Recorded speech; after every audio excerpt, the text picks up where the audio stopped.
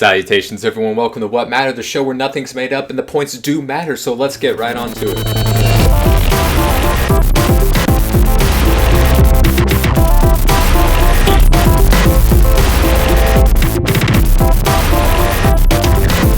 In official Batman vs. Superman movie casting news this week, Jesse Eisenberg has been confirmed to play the role of Lex Luthor. I guess the Ben Affleck fans have gotten a little heat brought off of them because this is something that you could definitely see a lot of criticism for. It's a very bold move. He's a good actor. He is an Oscar-nominated actor. He's obviously too young in many people's eyes, including myself. He should definitely be older, but he can't really do worse than the previous Lex Luthor roles with Kevin Spacey and the Lex Luthor with hair in the first 4 movies with the Christopher Reeve Superman. But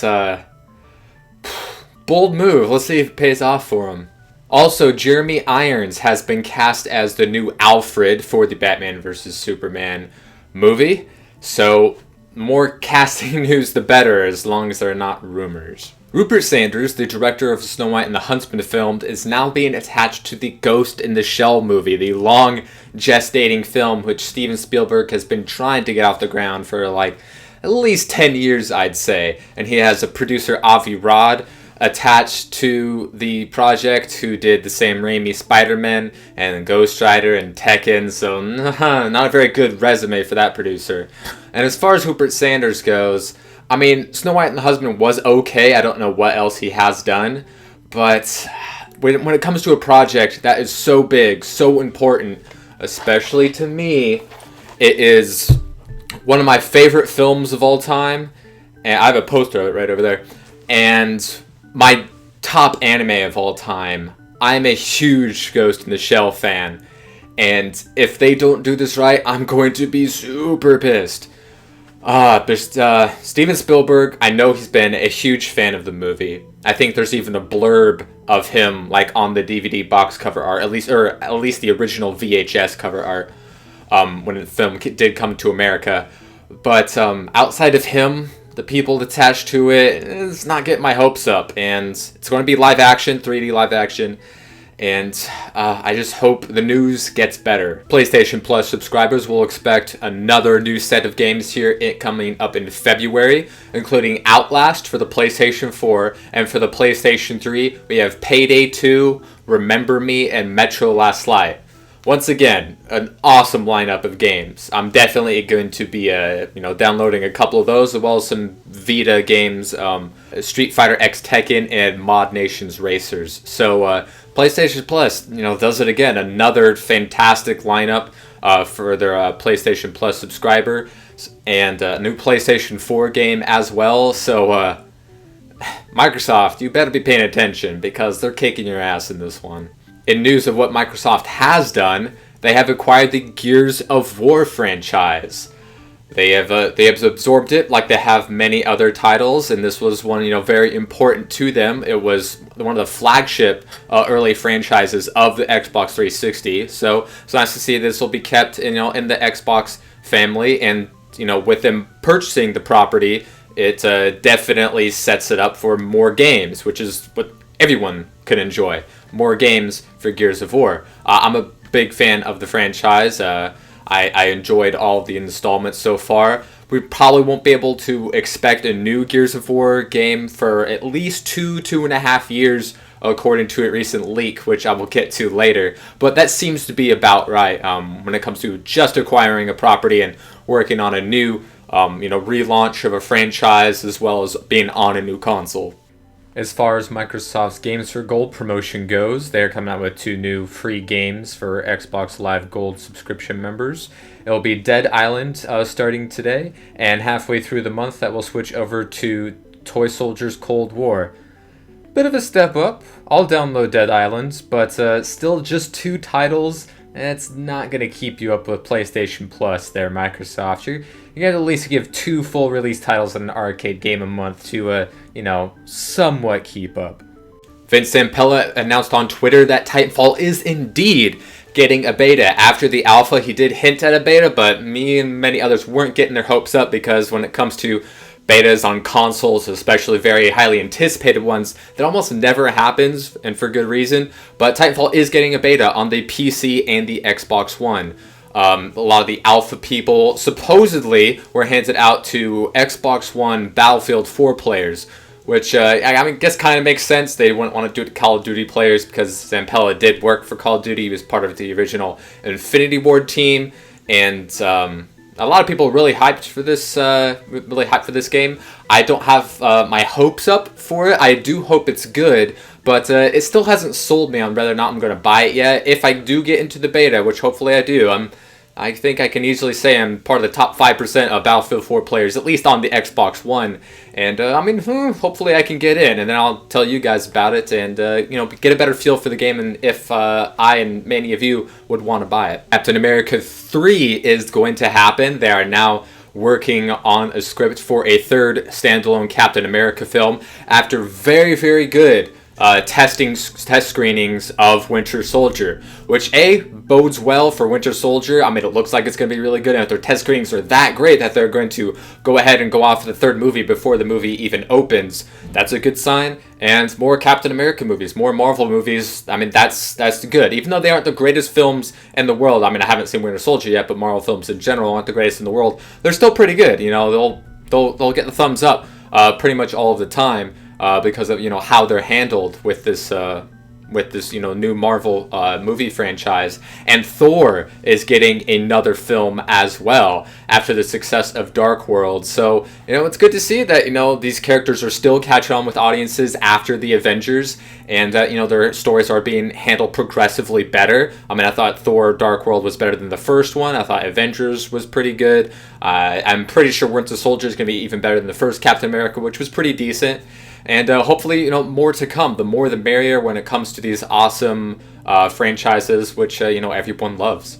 Starting today in February, DICE is rolling out Fan Appreciation Month for Battlefield 4 players, giving everyone a free Bronze Battle Pack every single day that they log in to play the game, a free Silver Battle Pack every weekend, and a free Gold Battle Packs that are combined with community events, so you could potentially win some of those as well, which is pretty good. I myself, like I said, playing on the Xbox One, haven't experienced too many problems on Battlefield 4. I have experienced a few, which are, some of them obviously shouldn't be happening, but, they keep working on it, and they're showing that, we fucked up, which, some games have done before. I mean, just look at GTA and that huge debacle that they totally fucked up worse than EA did with Battlefield 4. I mean, hell, you can't even play Heist yet, but I don't even play that game. Battlefield 4, I mean, it's pretty cool. It's a nice little extra thing. It's not going to make me play the game more or less. I still play it pretty much, at least every other day. And I'm looking forward to, just free battle packs and, some other community events. They're also going to be giving people shortcuts for all players. So you get a shortcut. You get all the grenades and all the handguns unlocked, which I have anyway, I think for the last handgun. And for premium members, you unlock all the shotguns and DMRs, which I have all of them anyway. But nice to see that they're appreciating the fans. They're giving them a lot of free stuff. And hey, if it's free, it's me. That's just no wrong doing there. The Sly Cooper movie has been officially announced, going along with PlayStation franchises getting some CG animated films. The Ratchet and Clank one, obviously most previously, which is that supposed to come out this year or next year? Probably next year. But Sly Cooper, obviously not as far along as that film, but a gaming franchise nonetheless. It's going to be taking place after Sly and the gang do get together, so everyone's there. And it's going to feature voice actors from both the game and from outside sources. So, I don't know, who's attached to the film project. That's even too early to see yet, even though they do have a nice little teaser trailer right here that you can watch.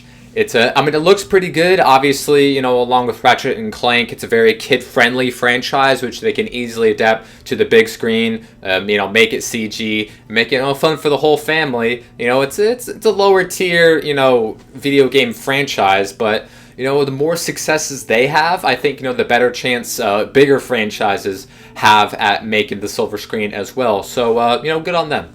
In a huge verified Xbox One leak, there has been a lot of information spilled out to the general public, including new consoles. They say that the white Xbox One will be released sometime in the near future, possibly this year. A possible terabyte hard drive Xbox One also to be released. Maybe it's discless, maybe it's not. They're experimenting with that. No hard evidence on those, but they said that they are thinking about it, and they are drawing up all these different Xbox One platform plans to see if they might work, which is interesting. Also a lot of gaming news, which I hinted at earlier. Halo 2 anniversary, which should be a big surprise to many, considering they did the first one, will be coming out this year in 1080p, iffy on the 60 frames per second, but not too sure right now, and it will supposedly include a beta for Halo 5, so I guess it's going to come out before Halo 5, and I'm super psyched about that. Halo 2 is probably my favorite of the Halo franchise. It had the best campaign, I feel. I thought, Halo 4 had the best multiplayer, so a beta for Halo 5 is just double awesome. And, hopefully that's true. Also, they're saying that Forza Horizon will be coming out later this year. Also, Quantum Break is slated for the holiday. We don't expect a new Gears of War game for another 2.5 years. And Titanfall is probably going to get its own Xbox, its own, skin. It looks, it's like decorated with Titanfall stuff, as well as a Titanfall controller. Not the one that they did advertise that they are officially coming out with. This one looks different.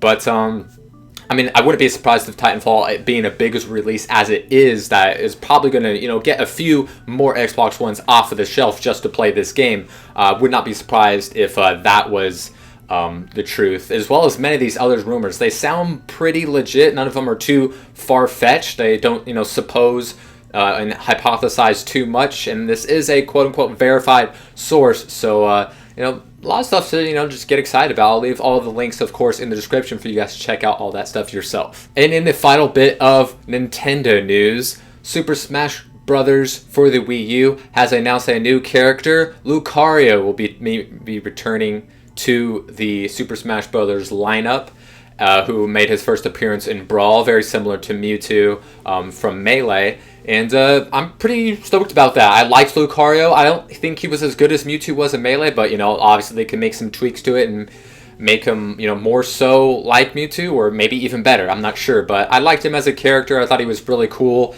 and it made me a fan of him before I even ever saw him in a Pokemon game.